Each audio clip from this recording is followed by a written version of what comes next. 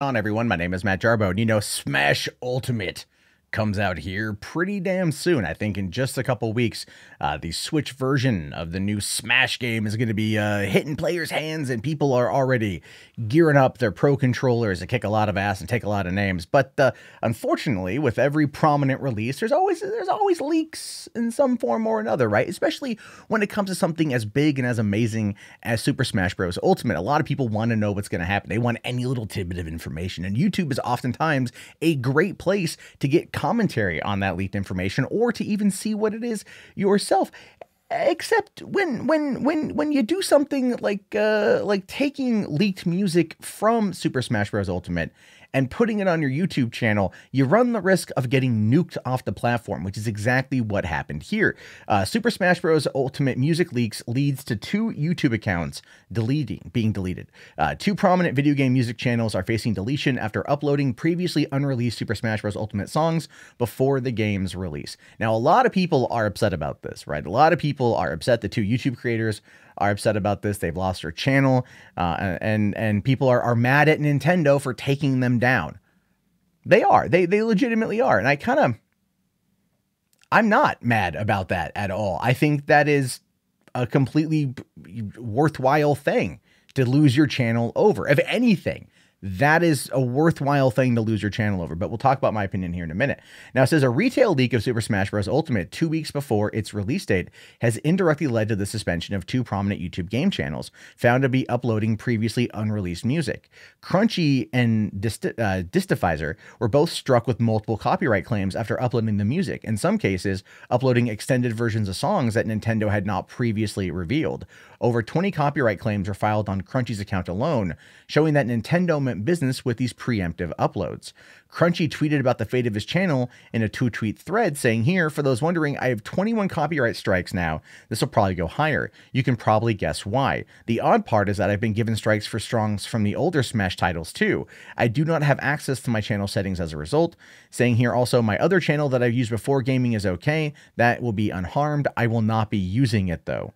Now, Distifizer here also said that I've been given copyright strikes and the Distifizer YouTube channel will be deleted in 7 days. I knew the risks when uploading a soundtrack 2 weeks early, but I didn't want to be left behind other uploaders. Tough luck. Now, this speaks to me on a couple different levels. One, just to be fair, between both channels, we're talking a combined total subscriber count of about 140 subs.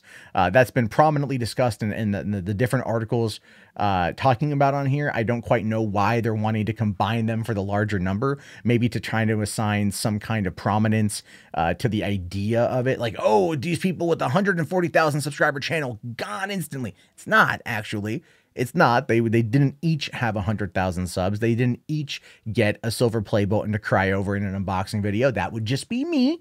But that being said, I don't feel bad for these guys. I really honestly don't, especially Distifizer here, where he says, I knew the risks, but I didn't want to be left out. And again, that speaks to a larger issue. So when you get these kind of leaks, when these kind of stories break, when these things happen, YouTube is usually where most people go to get a look at everything, right? And oftentimes YouTubers are very, very, very quick to jump on the ball, to jump on it in order to make sure that they're number one. Why? Well, the answer is easy, folks. It's clicks equals views equals cash. It's all about prominence, growth, and acceleration of channels, right? And it happens to every damn YouTuber. They want to jump on trends as soon as they drop. It is just the nature of the beast. It is, in fact, playing the game. I myself am the same exact way. Not going to lie. If a story breaks and I'm at home when it happens, I will jump on that shit as soon as I possibly can. Why? Because I know how the algorithm works and I know how the game is played. But one of the things I don't do, and many people out there don't do, is upload this shit before it's released. Like that should have, like, I understand the desire to go out there and to be the first one, right? You want to be the very best, the best there ever was. I get it. I get it. You want to be number one, right? But this is Nintendo on YouTube. They are notoriously stingy on everything.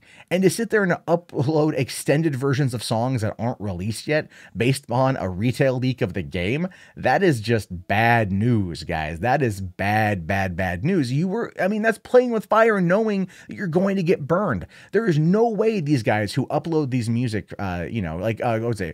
Crunchy here says that, other songs from previous Smash games got taken down as well because he doesn't own the rights to them. Now, I have no idea if the channel is monetized or not, but here's the thing. At the end of the day, none of that matters, right? This is how the YouTube game works. Your channel being monetized or not monetized, or the video being monetized or not monetized, means legitimately nothing as we go into this particular type of this part of YouTube. It means nothing. It means bupkis, right? People out there want to think that because they're not monetized, they're safe. You're never safe. You're still playing with somebody else's IP. You're still playing with somebody else's content. One of the biggest things that always gets DSP busted is he always gets hit for music infringement rights. Because what happens is a song is made or licensed to a video game to be used in that video game. It is not made for the game specifically. Therefore, it's a license, meaning it's good in that one-time use license.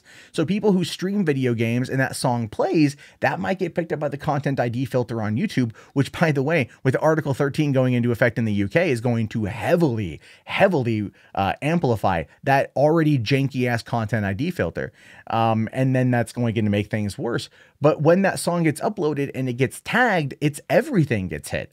So I keep telling people, don't play copyrighted content, right? I've been hit with a Content ID claim for using an image of Batman from Batman v Superman. And I was like, it's an image. It's an image of a movie that came out 2 years ago. And they still Content ID claimed it and said that it was a valid claim. It's a janky ass system. So it's always best to err on the side of caution. Now, also people might argue, well, isn't it fair use? It's not fair use, because they didn't do anything to it. If all you're doing is just a straight one-to-one copy upload of something, that's not fair use, right? That's not fair use for you to do that, because there's no alteration to the image or to the sound or to the video or to the creation. So it doesn't constitute for fair use. And there's no real amount of fair use or how much alteration has to be utilized for that. But it ultimately just doesn't matter. It really just means here, don't do this crap. If you are a YouTuber, don't do this crap. Or if you're going to do this crap, wait for the damn thing to come out. Wait for it to be 9 p.m. or December 6th or something like that is when the game is going to officially launch. Wait till 9 p.m. on December 6th, hit that upload, and then you run a better shot at getting away with it then, because it's already out into the world, and then the songs and stuff are already out there, and Nintendo might back off. But 2 weeks before the game's released, you're in it, man. You're in it. I have no sympathy for these guys, especially Distifizer here, who knew the risk. Do I think that they're going to learn from this? Yeah. Do I think their channel should go away? No, I think the video should be deleted and that should be that. I do. I don't think they should lose their channels. I think the video should be deleted and then that should be that, or they should be maybe given a suspension from uploading, but to lose everything, does suck. It really does suck. And I do feel for them in that regard. But as for the consequences to their actions, I don't really have sympathy. They knew what they were doing and they gambled and they lost. And that is part of the problem with that side of things on YouTube. And the company has every right to cover their assets, every right to protect their assets. And it's just the way the copyright world works, and you have to play within that system. And if you don't, this is what happens. Anyway, I do feel bad they lost their channels. I do. I feel the video should have gone down and that should have been it. But the way the system works, that's the system's work. They broke TOS. There it is. Leave your comments below. They should be interesting. I do want to hear your thoughts, because do you guys feel this is a violation of TOS? Is my opinion wrong on this one, or am I right? Let me know. If you guys haven't already, thumbs up the video and subscribe if you want to get more content like this. My name's, of course, Matt Jarboe. I'll talk to you all later. Have yourself a great day. And don't upload copyrighted material to YouTube without any type of transformative effort put into it in order to maintain fair use standards. Peace out.